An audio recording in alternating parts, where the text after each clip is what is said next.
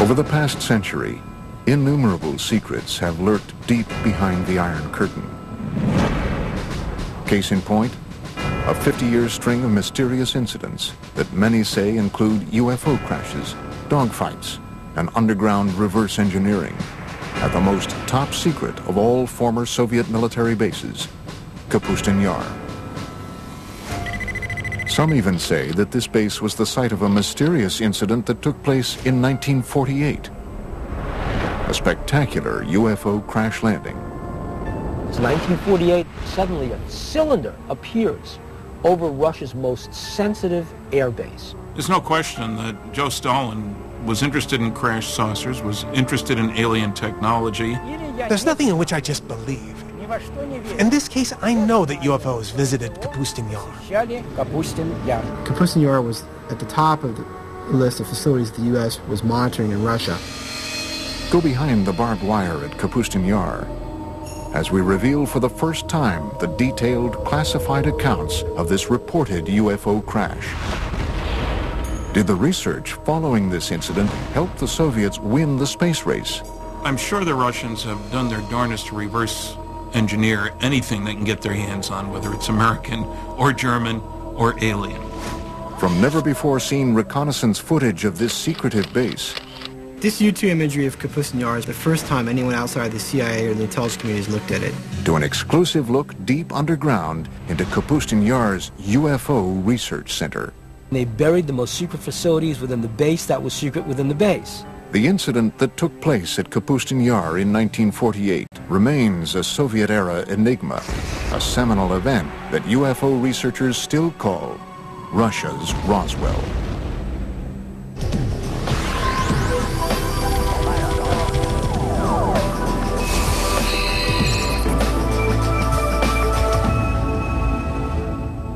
This is Kapustin Yar, a top-secret military facility located 60 miles southeast of the former Stalingrad and 500 miles south of Moscow. Built under the personal direction of Joseph Stalin, it is Russia's oldest and largest military facility. Its activities over the past 60 years have fueled controversy over what really goes on behind these walls. Kapustin Yar, or Vladimirovka, as initially it was called. It was, and it still is the first Russian space range. I am Vladimir Semenov, and I was with KGB for 26 years. Kapustin Yar, everything was top secret. It was nothing there not secret. I am Sergei Khrushchev's son and former Prime Minister of Soviet Union, Nikita Khrushchev. Less than a year after the Roswell crash made headlines around the world, many believe that this Russian base may have experienced a landmark UFO encounter and crash of its own. June 19th, 1948, early evening. According to reports, Kapustin Yar's air traffic controller sees a strange object appear on his radar screen. At the exact same moment, a MiG pilot about 10 kilometers downrange from the base sees a large silver cigar-shaped UFO directly in front of him. He radios back to the base that he's being blinded by a bright light. A Russian pilot encountered a UFO in 1948 and tried to attack it with extremely unfortunate results for both. The pilot was blinded by rays of light emanating from the UFO. It is believed that under direct orders from Soviet Air Force Commander-in-Chief Zagarov, the pilot engaged the UFO for almost 3 minutes before launching a missile that was finally able to bring the object down.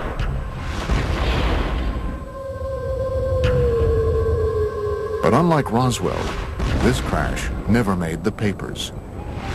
It's 1948, it's a secret airbase. Suddenly a cylinder appears over Russia's most sensitive airbase. They scramble the MiGs. It's a dogfight.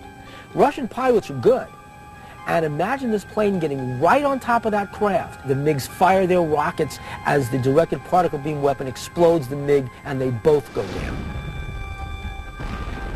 Reports suggest that the blinded pilot, in his final attempt to regain control of his MiG, was hit by the object's weapons and perished along with his airplane. What did the aliens use? What were they firing? What they were probably using was a particle beam weapon. We know what the MiG used. It was the things that the Russians were using at the time. It was firing its guns, it was firing its rockets, and it was firing some very early version of a missile. Somehow, that MiG was able to break up the anti-gravity envelope that surrounded the craft. The cigar-shaped object couldn't stay aloft anymore and crashed. And the Russian retrieval teams, overjoyed that they have their first spacecraft, jump on this thing, and they take it underground to Zitkar, and the Russian secret UFO program begins. I'm Bill Burns, publisher of UFO magazine. Let's face it, everybody wants to get his hand on a flying saucer. It's a wonderful weapons delivery and defense system. I'm Stanton Friedman. I'm a nuclear physicist, lecturer, ufologist. This 1948 crash is one of many strange events that has turned Kapustin Yar into an even more mystifying version of America's Roswell and Area 51. The Soviets had to get their hands on what we had. We had the Roswell crash. We really had a storehouse of technology that we developed in the early 1960s out of Roswell. The Russians didn't have that. Well, how do you get that technology? It doesn't just fall out of the sky. You go after it. And the Russians went after it by embarking on suicide missions. Anything they could do to get their MiG pilots to shoot down an extraterrestrial spacecraft was fair game. From the time it was constructed in the early 1940s, Kapustin Yar was cloaked in secrecy. It is a place where it is said the Soviet Union's top researchers, scientists, and military specialists were sent to develop highly classified Cold War technology and weaponry. I know everything because I spent months and years in the Kapustin Yar working there testing our cruise missiles that we designed for the Soviet submarine to sink American aircraft carriers.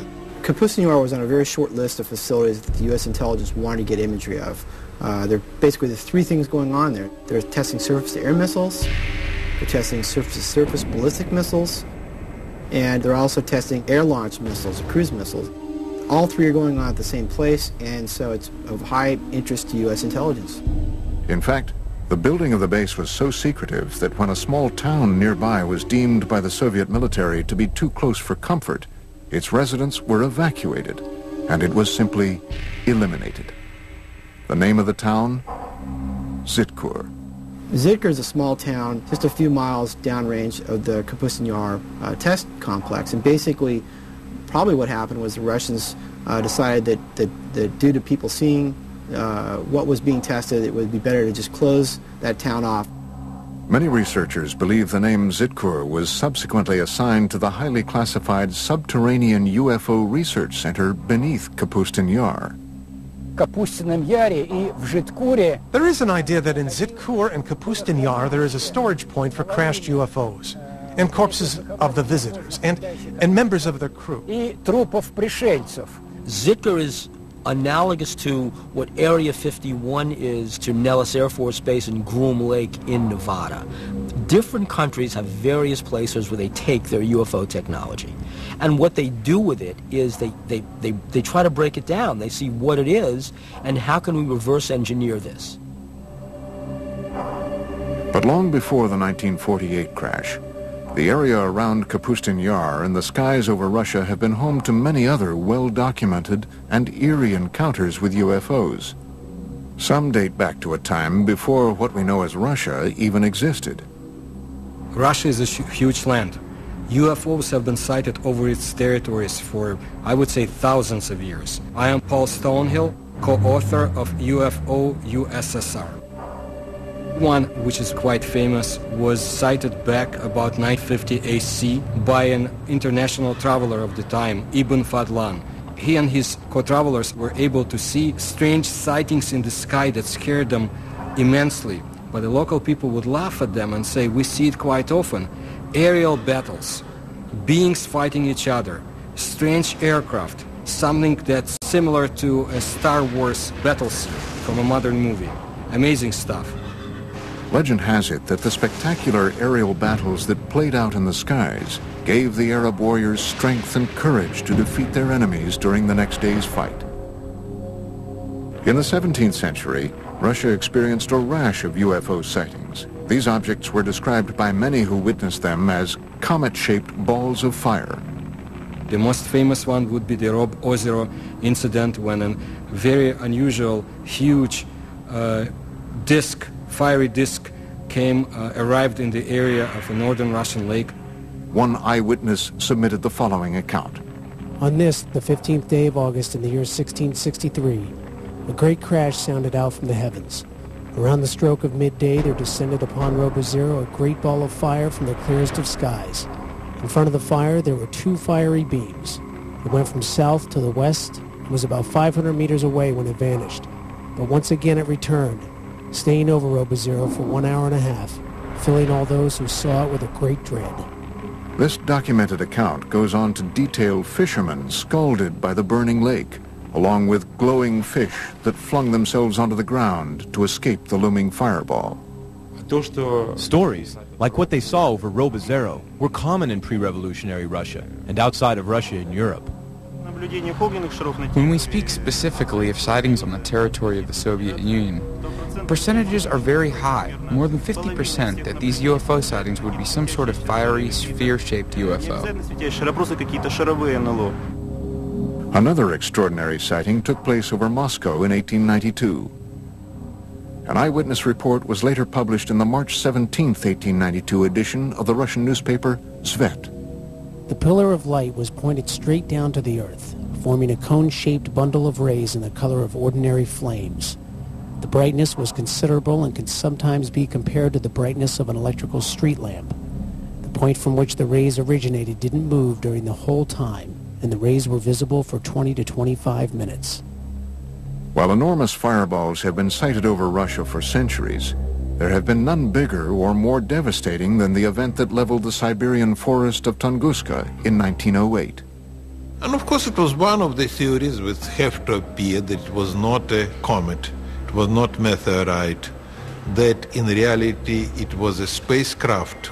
Coming up, did a UFO explode over Tunguska? It is believed that not one but two objects collided over the Tunguska in 1908, equal to many Hiroshimas. And later, what happened to the wreckage of the 1948 crash at Russia's Roswell?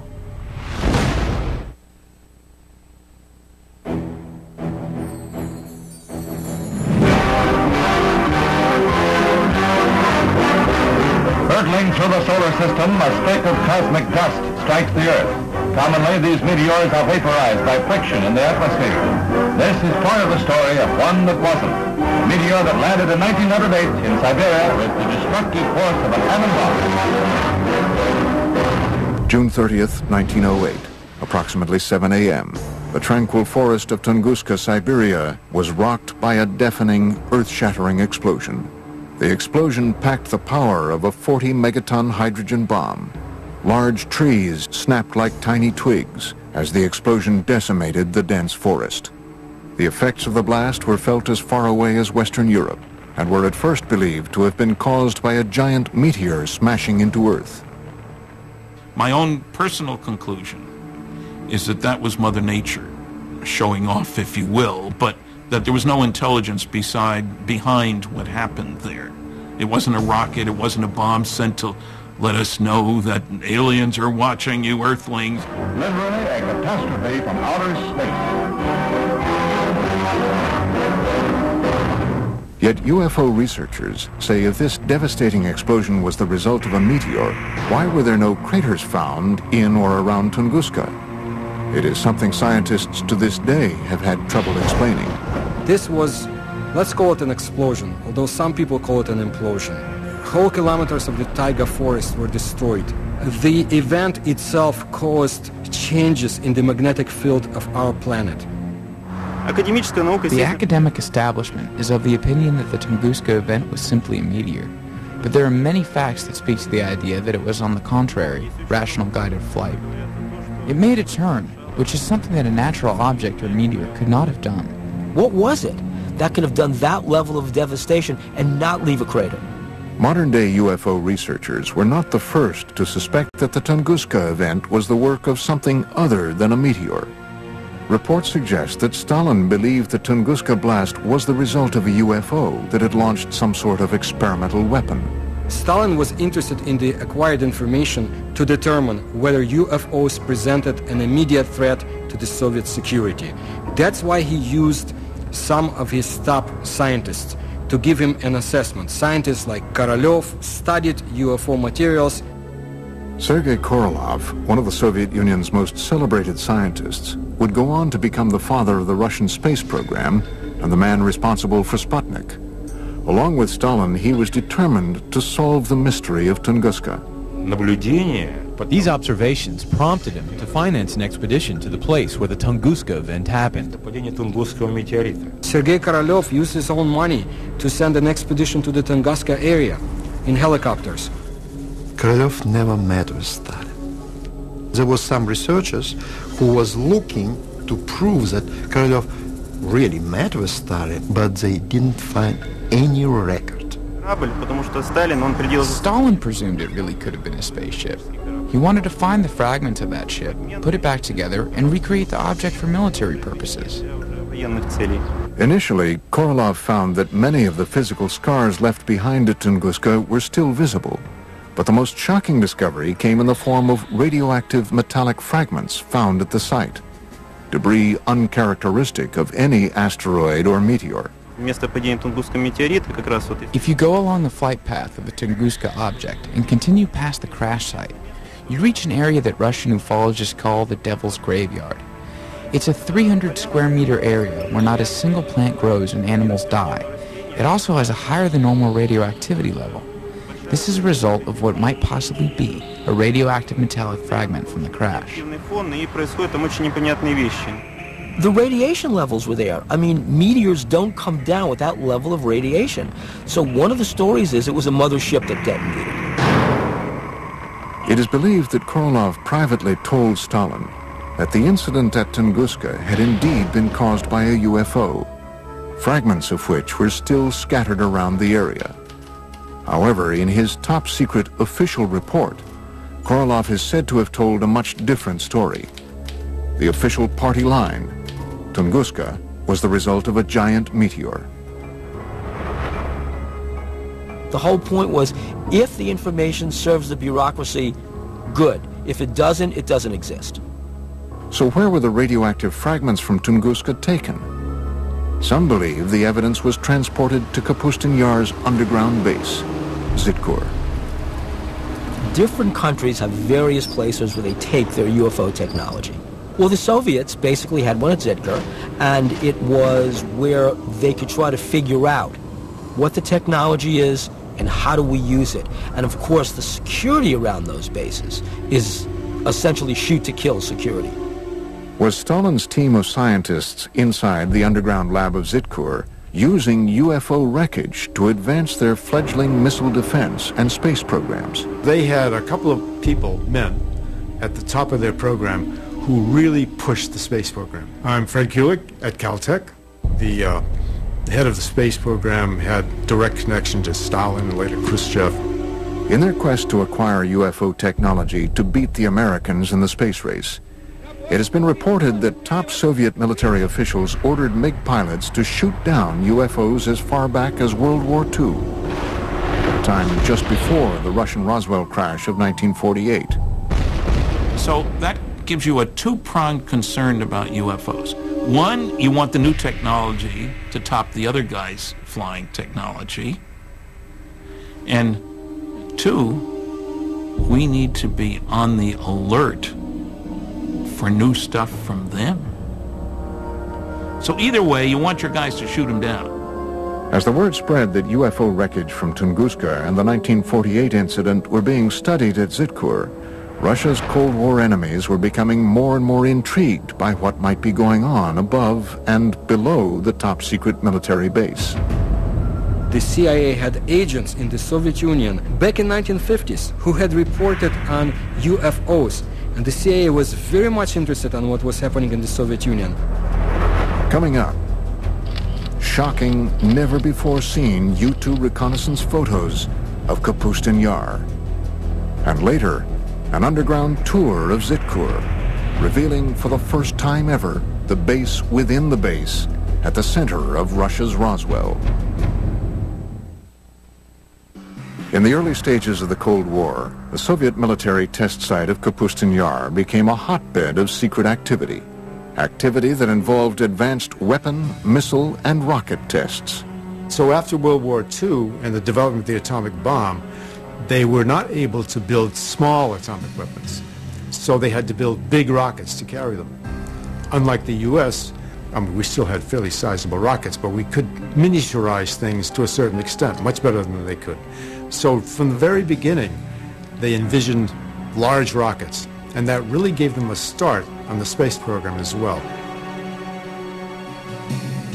The Russians had one of the scariest pieces of paper I've seen at one of the 20 archives I've been to, said that the Russians have made more progress in the past 18 months in the development of nuclear weapons and methods for delivering them than had been anticipated for 5 years. That was in 1951. By the early 1950s, rumors of UFO activity and experiments at Kapustin Yar had indeed leaked beyond Soviet borders. Alarming news that some say may have prompted the U.S. to find out once and for all if the Soviets had gotten their hands on UFO technology. Kapustin Yar and Zikr were at the top of our military watch in the same way that Area 51 and Wright-Patterson Air Force Base and Los Alamos were at the top of their military watch. Tim Brown is a senior analyst at globalsecurity.org. His specialty? Interpretation of top-secret satellite and spy imagery for both private and governmental agencies. Kapustin Yar was in the top 10% of facilities that the U.S. intelligence was monitoring in Russia, and that's evidenced by just the sheer volume of declassified documents that are available that show that there was a consistent, ongoing interest in what was going on at that facility. Not long after the United States had developed its most sophisticated spying machine to date, the U-2 spy plane, the first mission was to, where else? Kapustin Yar. This is probably the first time anyone outside of the CIA or the intelligence community has looked at this, the U-2 imagery of Kapustin Yar. These never-before-seen U-2 reconnaissance photos provide a detailed look into this covert military base. Looking at all the imagery that we put together for this project, one of the things you notice is different activity at the different test sites at different times. The Russians not only tested missiles here, they also trained their missile troops there. So there's missile drills and there's test preparations and test launches going on at this facility all the time. According to a December 1st, 1960 joint Army, Navy, and CIA intelligence brief, Kapustin Yar is a 1,400 square mile military test complex described as a place of intense interest to the intelligence community. It contained at the time at least 4 ballistic launch complexes, 14 launch pads, a precision tracking radar facility, 3 3,500-foot runways, and numerous strange and unidentified areas. But what U-2 reconnaissance couldn't reveal can now be seen for the very first time in this exclusive underground tour of what could be the nerve center of all Soviet UFO activity, Zitkur. Based on reports and drawings from Russian UFO expert Anton Anfilov, seen in the West for the first time, this rendering is what might possibly be the first glimpse ever of this secret cryptic facility a quarter mile below Kapustin Yar. Let's say that you get a chance to go down there to the most secret Russian UFO laboratory. It's not glorious, high-tech, and brightly lit. It's dank, it's dark, and it's dingy. It's Russia. It's extremely compartmentalized. It's like an underground shopping mall, except inside the mall are all these rooms where there's exotic technology being taken apart and put back together. In this hub, they're doing autopsies on alien bodies. In that hub, they're reconstructing an engine. Then you've got these fantastic Rube Goldberg machines. What they are machines to test various components, and then finally you come upon these huge underground hangars. And what you're struck by is that there are no airplanes in the hangars. There are these long, cigar-shaped, cylinder-shaped craft in various stages of disrepair because they've crashed. And they're going to try and reverse engineer these. That's what you'd see at this base. Is this the secret location where the wreckage from the 1948 Russian Roswell crash was taken? along with fragments from the Tunguska UFO. I cannot deny rumors of the so-called captured UFOs. The Soviets tried to recover lost fragments of their secret tests, and it would be convenient to them to say, yes, UFOs is something that we captured, a UFO is in our hands, but why would they keep the secrecy on the subject of UFOs so tight? And did this heavily guarded experimental facility specialize in reverse engineering designed to destroy the United States? If Kapustin Yar is where you're doing your advanced development work, rocketry, aircraft, weaponry, laser weapons, all this kind of stuff, where you need high security and a good setting for your scientists and major computer facilities, then you'd expect that that's where they'd be doing their UFO, advanced UFO research, not UFOs 101. UFOs 404. It's just natural to do that. And of course you'd have underground bases. You'd have protection against intruding aircraft. You'd be looking out for the U-2s. Another mysterious aspect of Kapustin Yar are the many strange patterns on the ground. Did Stalin and Korolev strategically arrange these patterns to attract UFOs to the base? Some researchers believe the Russians may have borrowed this idea from ancient civilizations, whose pyramids are said to have been constructed in geometric shapes and patterns designed to attract inhabitants from other worlds. Looking at Kapustin Yar from there, there's a lot of facilities, markings, patterns that might, to the untrained eye, look like they're from another planet or not of this Earth. They might look like something that you'd see in South America with the Mayan cultures or maybe crop circles. Between the reported UFO crashes and the ultra-top-secret research, how did the Soviets flaunt their advances at Kapustin Yar? Now there was a new date for Russian youngsters to remember. October 4, 1957, when Sputnik, the first Earth satellite, was launched. October 4th, 1957. The Soviet Union's space program successfully launches the world's first artificial satellite into orbit. In the history of the Earth, no other event had captured the imagination of so many people as this first step into space. 4 years later, the Russians once again beat the Americans by launching Yuri Gagarin into space in the first manned flight to orbit the Earth. 2 feats that put the Soviet Union way out in front in the ultra-competitive space race. We are the first, and all next steps in space for, I would say, for nearly 10 years, Soviets was ahead of the United States. First man into space, first woman into space, first walk into space, first rendezvous in space, first docking in space, and so on and so forth, until 1981 when the shuttle was launched. I'm sure the Russians have done their darnest to reverse engineer anything they can get their hands on, whether it's American or German or alien. Coming up, relive what many believe to be a spectacular UFO crash at the actual site in a village near Kapustin Yar. I don't recommend that we stay here any longer. It's already harmful. Let's leave here and go to some place where no unknown forces can act upon us and influence us. And find out exactly what the KGB knew about dogfights between MiGs and UFOs at Kapustin Yar as we open the mysterious KGB Blue file.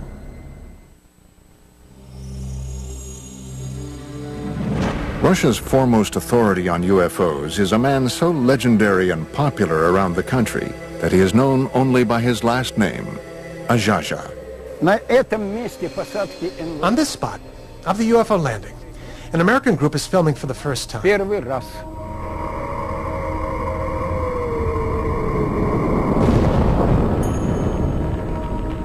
was very popular at the peak of the UFO activity in the Soviet Union. It was late 60s, 70s. At that time it was not permitted, but not restricted to talk about this. Azhaja invited the History Channel on an exclusive tour of a reported UFO crash site not too far from the site of the Russian Roswell crash of 1948. For that, I have to stand there, on that particular corner. Using 2 copper rods, Ajaja begins the tour by testing the ambient energy that the crash site still emits today.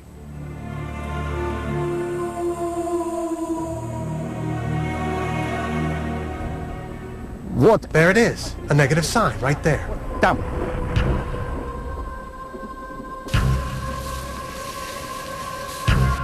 Вот туда. Down there, that way.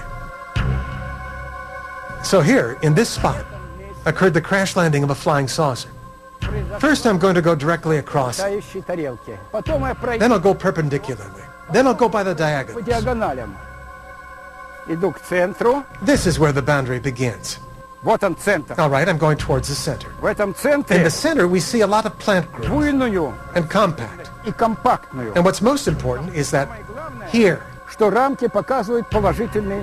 it shows a positive signal. Now we are going towards the border. Now they're showing neutral. And here, here's the other part of the border. Right from here to over there. Now I'm going away from the center, toward the other side. Ajaja is walking the 100-foot by 20-foot outline of a cigar-shaped UFO that reportedly crash-landed here in 1961. Again, now we're going back. It shows a powerfully strong signal. See how it's turning? It's powerfully positive. We're going back. Negative. There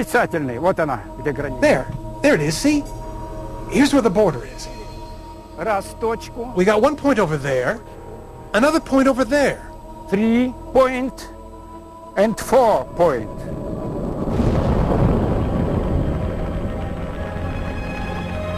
Animals avoid this place. They go around it. Cattle don't graze here. Yes, there is unknown energy, which, as experience shows, affects people in a negative fashion. Изменяется пульс. Изменяется пульс. Your pulse changes. Возрастает сердцебиение. The heartbeat changes. You grow short of breath. You begin to sweat. Дольше оставаться. Okay. Потому что это уже вредно. I don't recommend you stay here any longer because it's already harmful.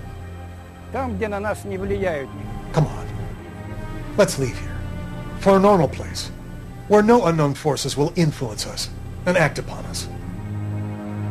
Ajaja's account of this UFO crash was supported by a resident of adjacent Shodnya village, who upon seeing Ajaja, told her account of seeing the crash out of her window, which overlooks the site from less than 200 yards away. Well, it was 4 or 5 in the evening. It was later in the day.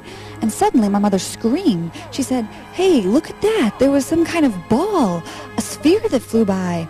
And then she said, "Oh, it's probably a flying saucer." And it was a big, fiery red sphere that flew by. The sphere went over there, past the train tracks, and went down into the valley of the river Skunya, right down and over the river.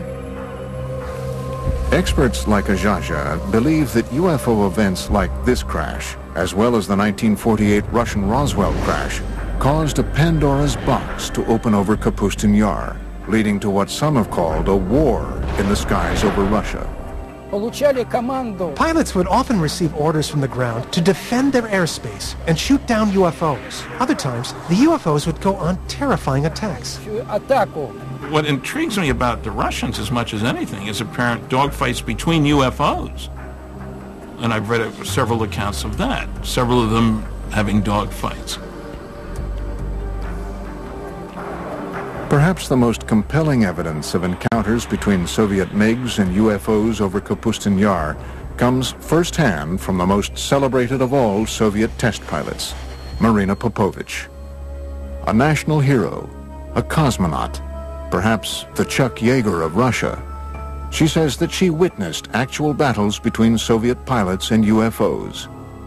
One incident in 1964 occurred during a Soviet Air Force training mission. Alexander Kopegin was the commander of a squadron and a pilot instructor in one of the flight schools. One day he was flying with a cadet and they were attacked by a UFO. They went into a spiral dive. While on another top-secret military expedition in February 1980, Colonel Popovich encountered multiple unidentified objects in the skies over Russia. I saw 3 fireballs, 3 amazing lights in the form of a triangle, and I observed them as they flew away. Another MiG test pilot, Colonel Vyatkin Lev Mikhailovich, agreed to tell his first-person account for our cameras for the very first time.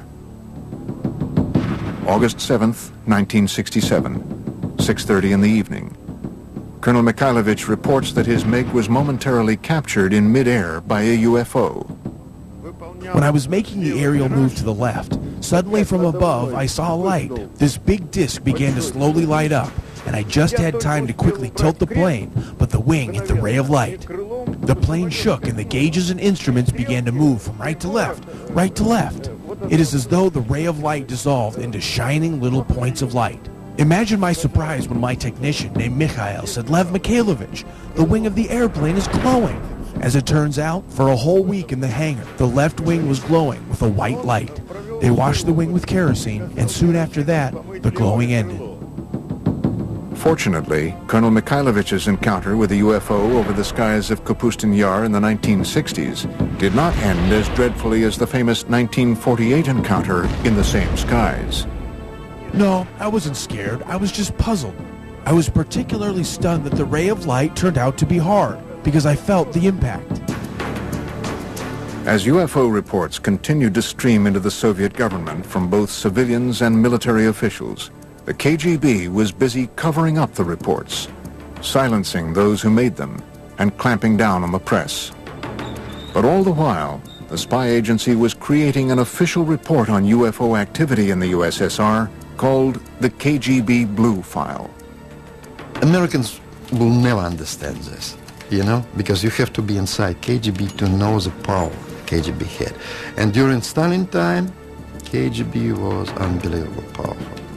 Written and researched over the 20-year span between the mid-60s and the mid-80s, the KGB Blue File was one of the most extensive official explorations of UFOs ever commissioned by any governmental agency anywhere.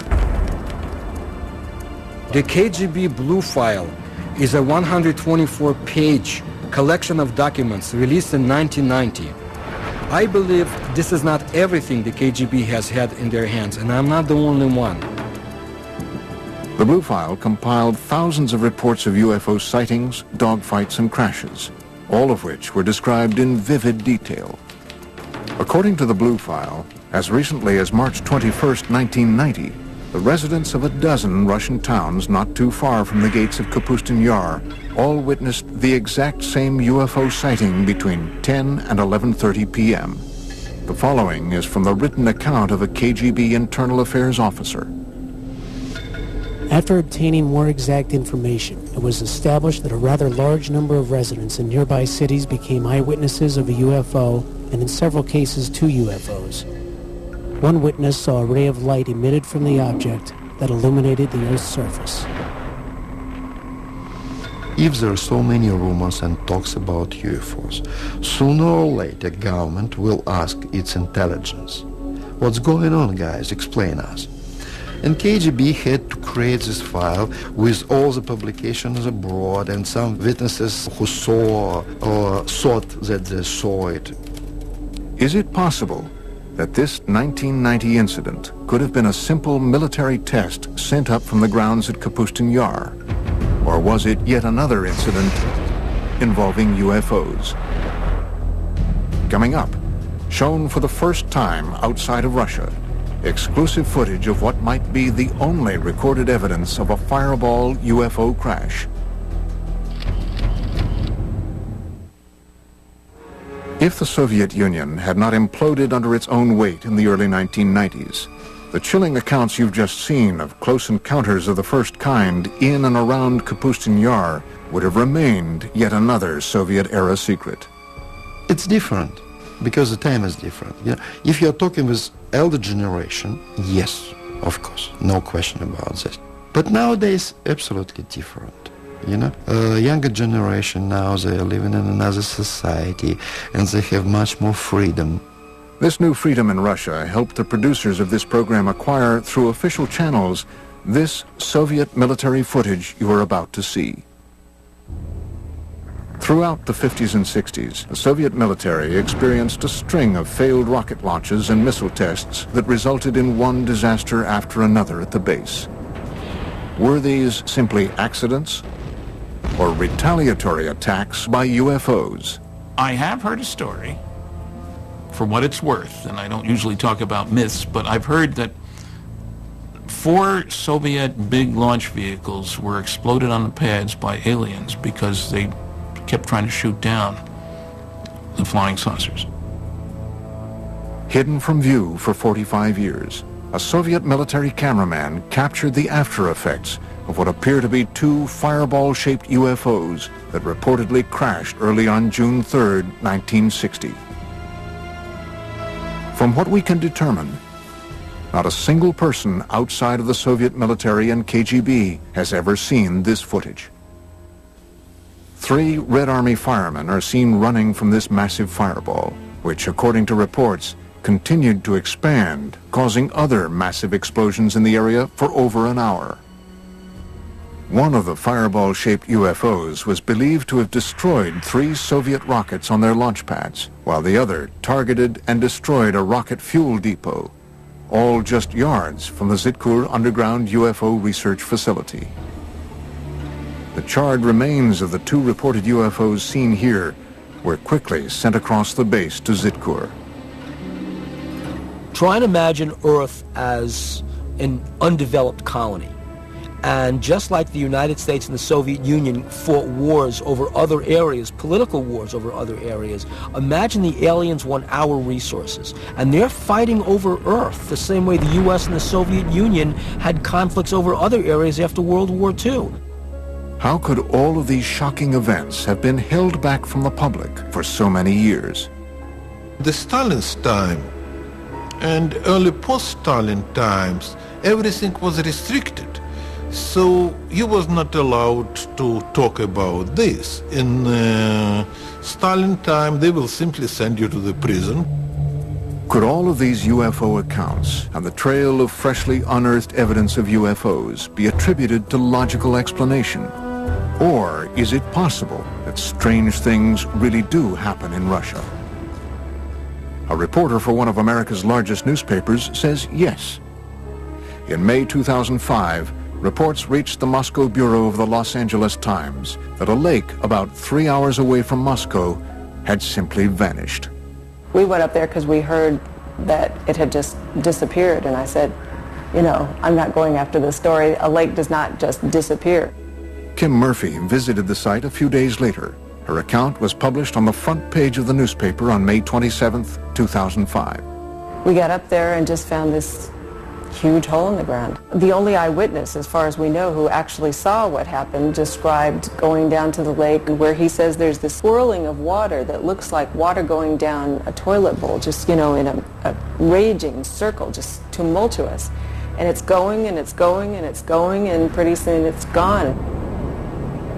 From disappearing lakes to fireballs seen in the sky to reported attacks by cigar-shaped UFOs, Russia continues to be a land of incredible mystery. And as top-secret work continues to this day at Kapustin Yar and Zitkur, the base remains a potent lightning rod for UFO activity. According to one researcher, Kapustin Yar was the site of a crash in 1989, and even more recently, the debris of a 1997 crash in Poland was taken to Kapustin Yar for analysis. Recent political moves by Russian President Vladimir Putin have caused some in the West to accuse his government of closing the Iron Curtain once again on today's vibrant Russia. On a day-to-day basis, people are convinced and worried that Putin's Russia is a much more authoritarian Russia than was Yeltsin's Russia. They do know that UFO information is not available from Russia as easily as it had been before. You lose the ability to control secrets in an open society. Putin came out of the KGB. He's seeing a lot of valuable information and valuable technology go to private sources. The Soviet Union is closing down in a lot of areas, but also closing down in UFOs. It might be even longer until the curtain is pulled back on the secret underground laboratories and lairs of this legendary Area 51 of Russia. And we have only just begun to scratch the surface of the puzzling mysteries of Russia's Roswell. Extraordinary claims require extraordinary evidence. Seeing is believing. It's a 1,000,001 chance, but it's happened before. The impact would be a catastrophe, a disaster that's absolutely unparalleled. One cosmic event that could devastate our world in an instant. Asteroid apocalypse on Mega Disasters. Tonight at 9 on the History Channel. The whole globe reduced to ash is just scary.